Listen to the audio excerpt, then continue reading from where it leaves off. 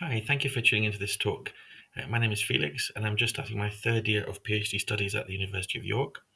I've been working on using machine learning to predict good set encodings for constraints in CSPs. And this paper I'm presenting here is written together with my PhD advisors Peter Nightingale and James Walker.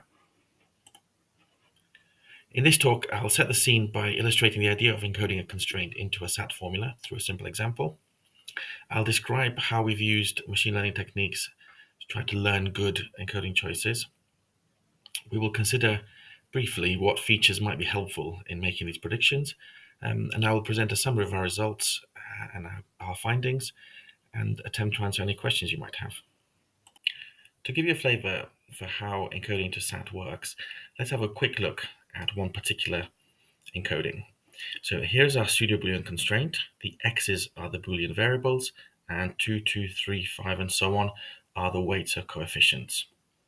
Our upper limit is 7, and this encoding is called a generalized totalizer, and it works by setting a leaf variable for each term, and then any possible sums that are achieved are percolated up the tree.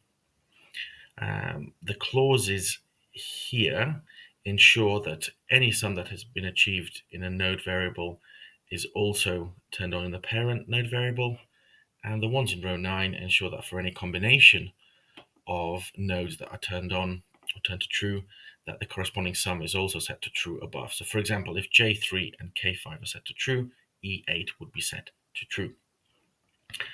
And as the sums percolate up the tree, the clinching clause is this one, which says we must not have reached A8, which would mean we are bust at the top of the tree. The generalized totalizer is just one encoding for PP constraints. Different encodings have different properties. For example, one desirable property might be a small encoding size, or we might care about propagation strength. In the paper by Beaufil et al., from which the previous slide, the example in the previous slide came, several encodings have been described and implemented. And in this extract, we see a comparison highlighted here between the MDD and the GSWC. And for instance, the MDD uses 2,100 variables and 21,000 clauses, whereas the GSWC uses 3 times as many variables and clauses. However, when it comes to performance, this column has the mean time taken to solve. We see that GSWC is actually 3 seconds faster on average. So it is not a trivial choice. Savile Row implements all of the 4 encodings from the paper just mentioned, as well as its original tree-based encoding that's just called tree. Linear integer sums can actually be implemented as pseudo-Boolean constraints with an added at most one constraint. So we had the 5 choices for PBEs, and that also gave us 5 choices for how to encode linear integer or sum constraints. And that gave us 25 possible configurations. So for our experiments, we ran each instance with every configuration, and we did it 5 times over. That's to account for the stochastic nature of SAT solving. The problems that we used came from a recent Savile Row paper listed below here, and we used it because it had a wide range of problem types, and also because there were essence prime models ready to go, so ready to put into Savile Row. You will notice, however, that the distribution of the number of instances is very skewed. So there are some problem classes that only have a single instance, and some where we have 50. We attempted different ML setups, including various regressors and classifiers from the scikit-learn toolkit. What we found worked best for us was something that was inspired by this paper by Autofolio, which is to train an ML model on just pairs of configurations, and then at prediction time, each model would predict for its pair, and then we would take a vote. So effectively, it gives us a ranking. In order to make that pairwise training feasible, we needed to reduce the number of configurations that we consider. So we built a complementary portfolio. We used a greedy approach by starting with one combination and then adding in whichever combination of encodings would most reduce the virtual best time possible. And as you can see, even a portfolio of size 2 allows us to get within 72% of the virtual best. In the end, we went for a portfolio of size 5, and there's only a 15% cost there compared to the very, very best possible with 25 configurations. In terms of features to train and predict on, we started with the instance features provided by the Fuzz to Feet tool, and the features are described in this paper here by Amadini et al. The features are extracted from a flatsync file, so we use Savile to generate flatsync, and then we ran the tool to give our feature vector. We also attempted to extract the same or equivalent features from Savile directly from its own internal model just before it encodes to SAT. And then we introduced some Pseudo-Boolean specific features, and I'll describe those more in a moment. We also combined these two feature sets, the Savile feature sets, if you like, into one big set of features. So we considered various things about PBs, like just how many constraints there were in an instance, how many terms in the constraints, what their coefficients were like, and how many distinct coefficients there were.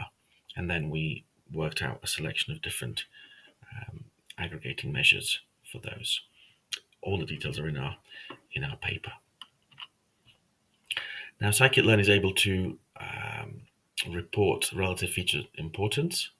It's the Gini importance, impurity based. And here we see the results over 10 cycles of splitting, training, and predicting. I've just shown 2 of the feature sets so that they're a bit more readable, and just the top 25 ranked features. So we can make a couple of, although there is some variation, we can make a couple of observations.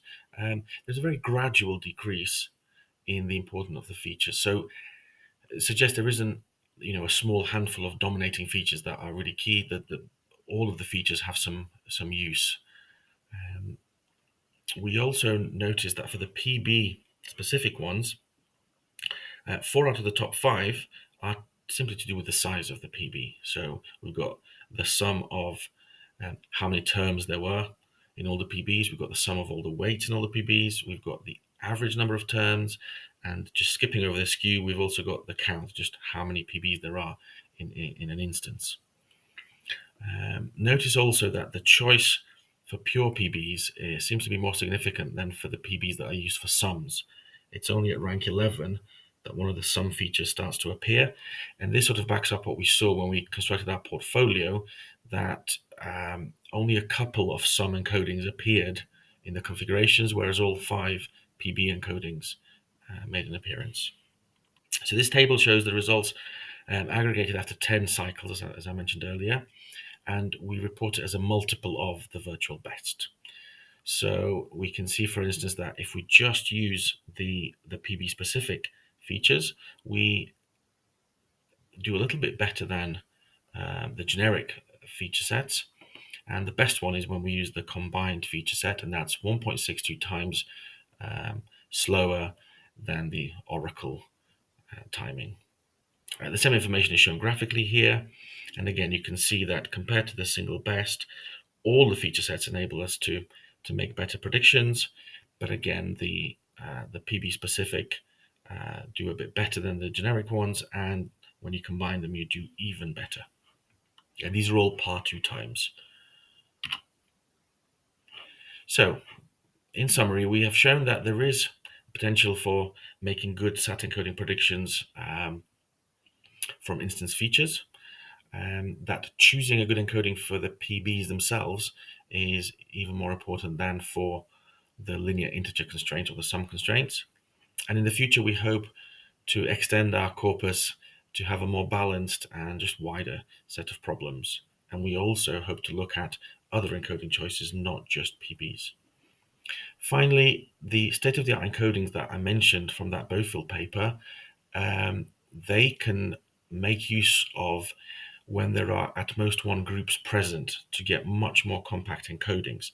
So it would be good for us to also consider those in our features that we extract.